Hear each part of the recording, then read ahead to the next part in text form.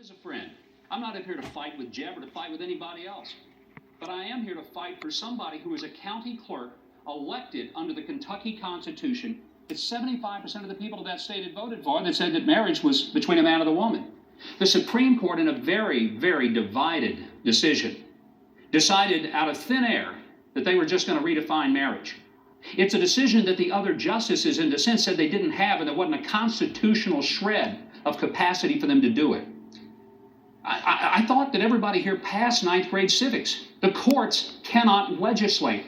It's what Roberts said. But heck, it's what we learned in civics. The courts can't make a law. They can interpret one, they can review one. They can't implement it. They can't force it. But here's what happened. Because the courts just decided that something was going to be, and people relinquished it, and the other two branches of government sat by silently, I thought we had three branches of government. They were all equal to each other. We had separation of powers, and we had checks and balances. If the court can just make a decision and we just all surrender to it, we have what Jefferson said was judicial tyranny. The reason that this is a real issue that we need to think about. Thank you, Governor. No, let me finish this one thought, Jake. I haven't gotten that much time, so I'm going to take just what little I can here. We made accommodation to the Fort Hood shooter to let him grow a beard. We made accommodations to the detainees at Gitmo. I've been to Gitmo and I've seen the accommodations that we made to the Muslim detainees who killed Americans.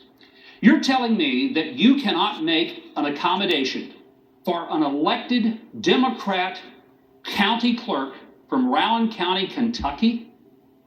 What else is it other than the criminalization of her faith and the exaltation of the faith of everyone else who might be a Fort Hood shooter or a detainee at Gitmo? Well, I'm not telling you that, Governor, but Governor Bush is because he disagrees. He thinks that Kim Davis swore to uphold the law. You disagree? You're not. You don't believe I think that? you're not stating my views right. Okay, please do. I think there needs to be accommodation for someone acting on their faith. Religious conscience is a first freedom. It's a powerful part of our Bill of Rights. And in a big, tolerant country, we should respect the rule of law. Allow people in this country. I was opposed to the decision, but you can't just say, well, gays can't get married now. But this woman, there should be some accommodation for her conscience, just as there should be for people that are florists that don't want to participate in weddings or bakers. A great country like us should find a way to have accommodations for people so that we can solve this problem in the right way. This should be solved at the local level. You did, and so we do agree.